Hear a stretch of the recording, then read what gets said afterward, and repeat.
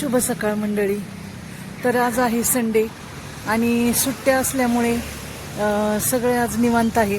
काम वगैरे शांत आहे. आज शॉपवर जायचं नसल्यामुळे तर आज खास अशी एक मस्त रेसिपी मी तुम्हाला दाखवणार आहे. तर मासवडी किंवा लाटीवडी बोलतात सातारा साईडमध्ये त्याला. तर ही जी मासवडी असते तर ती आठ दिवस टिकू शकते. अशी टिकाऊ अशी मासवडी कशी करायची त्याची रेसिपी मी आज तुम्हाला शेअर करणार आहे. तर त्यापूर्वी आता मी देवपूजेसाठी थोडी फुलं घ्यायला बागेत आलेली आहे. तर दाखवते मी तुम्हाला किती छान छान फुलं अशी आलेली आहेत आपल्याकडे. तर ही जी लाटीवडी आहे तर त्याचा मसाला वगैरे सगळं कसं तयार करायचं ते मी तुम्हाला दाखवते. तर त्यात आहे अशी व्हाईट कलरची मस्त गुलाबाला फुले आले आहेत छोटी. आणि इकडे पहा जास्वंद किती मस्त असं बहरलंय. तर खूप सुंदर अशी फुलं आली आहेत जास्वंदाला. तर पहिल्यांदा चुलीवर आपण असे पाव किलो तीळ मस्त खरपूस भाजून घेणार आहोत.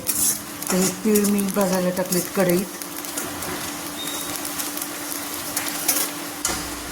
त्यानंतर सुक्कं खोबरं पाव किलो. तर ते असं कापून छान भाजून घ्यायचं आहे. तुम्ही किसून घेतलं तरी चालेल पण हे असं सोपं जातं त्यामुळे मी तुकडे करून घेतले. त्यानंतर खडे मसाल्यामध्ये आपल्याला दालचिनी, लवंग, मिरी, मसाला वेलची, जिरी, बडीशेप, त्यानंतर दालचिनी असं एक चमचा. हेच खडा मसाल्याचं प्रमाण तुमच्या आवडीप्रमाणे कमी जास्त करू शकता. तर ते चांगले भाजून घ्यायचे आहेत ते पण खडे मसाले. तर हा कोरडा मसाला. आता हा जो कांदा आहे तो कांदा आपण चिरून उन्हात वाळवून घेतलेला आहे आणि त्यानंतर आता तो तळून घ्यायचा आहे आपल्याला. तर एक दिवस अशा कडकडीत उन्हात चिरून कांदा वाळवला की पटकन तळला जातो. तर आता कढईत तेल घालून त्या तेलावर असा कांदा अगदी 2 मिनिटात छान लालसर परतून होतो कांदा वाळवला की. जर वाळवलेला नसेल तुमच्याकडे तर ओला घेतला तरी चालेल, पण मी हे वाळवून ठेवते कांदा म्हणजे तळायला खूप सोपं जातं. अगदी 2 मिनिटातच कुरकुरीत असा कांदा तयार होतो कांदा जर वाळवला तर. आणि आता हे आपल्याला वाळवून घ्यायचं आहे सगळं.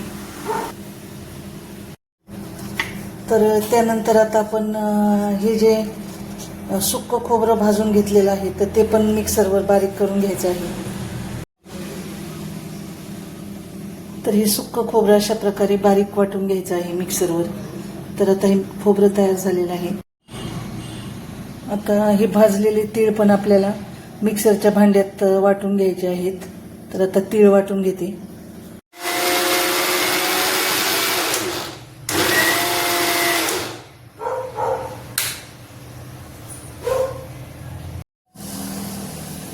तर आता वाळवून तळलेला जो कांदा होता आपण तर तो कांदा पण पाणी न घालताच आपल्याला हे सगळं वाटण आपण वाटलेलं आहे. तर आता हा कांदाही आपल्याला बिलकुल पाणी न घालता असं सुक्कं वाटण वाटायचं आहे. हे सगळे पदार्थ आपण सुक्केच वाटलेले आहेत मिक्सरवर. आता कांदा मी वाटून घेते. हे पहा अशा प्रकारे हा कांदा आपल्याला वाटून घ्यायचा आहे. पावडर कांद्याची एकदम पावडर पण नाही आणि एकदम बारीक पण नाही. तर ह्या पद्धतीने कांदा वाटून घेतला आता.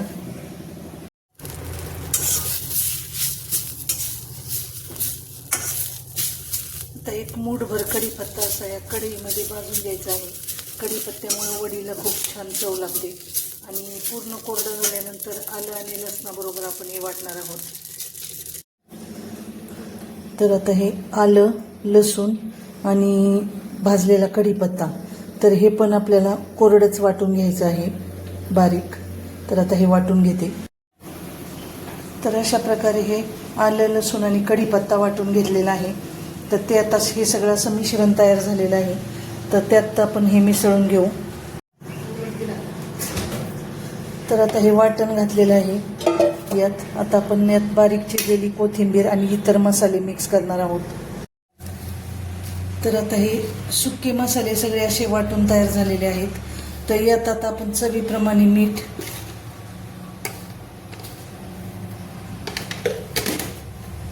हळद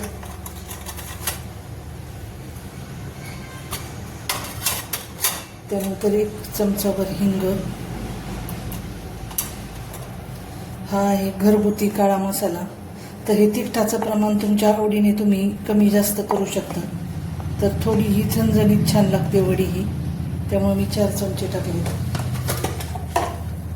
त्यानंतर लाल तिखट टाकायचं आहे.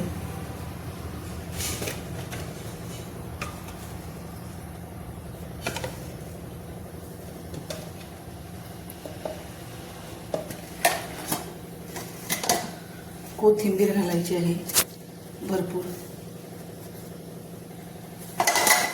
त्यानंतर 1 चमचाभर 1 ते 1.5 चमचा धना पावडर घालायची आहे यात.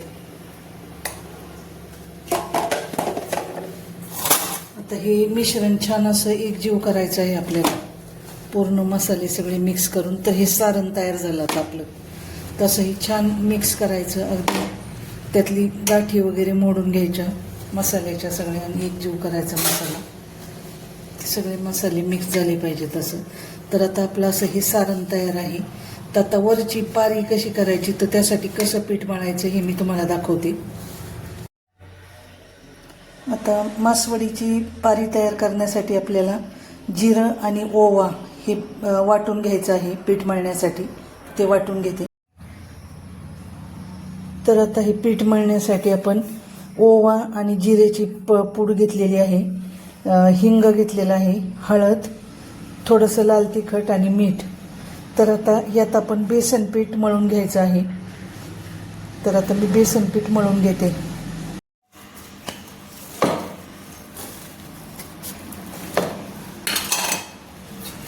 तर असा घट्ट असा गोळा मळून घ्यायचा आहे आणि आता याला तेल लावून आपल्याला 10-15 मिनिट झाकून ठेवायचं आहे.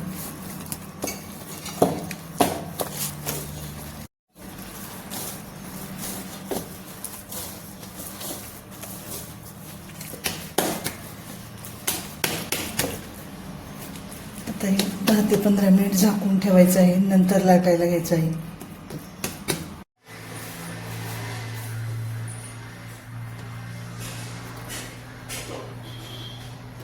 तर ह्या पद्धतीने अशी फोल्ड करून घ्यायची आहे वडी.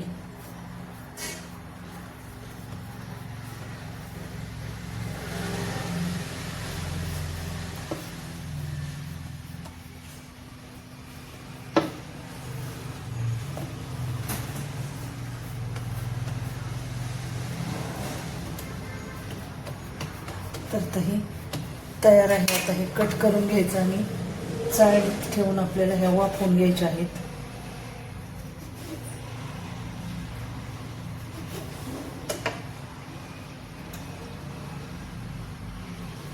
तर ह्या पद्धतीने अशी ही वडी येतात.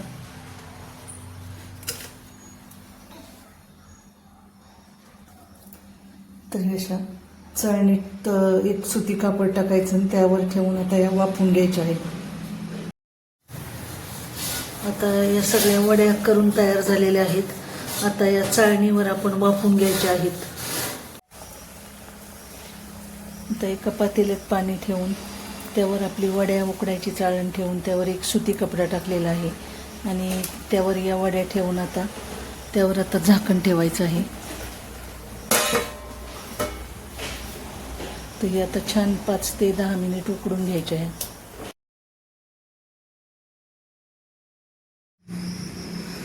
तर त्या आता उकडून घेतलेल्या ह्या वड्या अशा मस्त खमंग तेलात तळून घेतलेल्या आहेत. आणि आता ही अशी खमंग अशी मासवडी की जी 8 दिवस टिकते आणि प्रवासात नेण्यासाठी खूप छान आहे. तर अशी ही टिकाऊ मासवडी तयार आहे. तर आजची ही रेसिपी तुम्हाला कशी वाटली ते नक्की सांगा आणि अशाच माहितीपूर्ण व्हिडिओसाठी आपल्या चॅनलला सबस्क्राईब करा. धन्यवाद.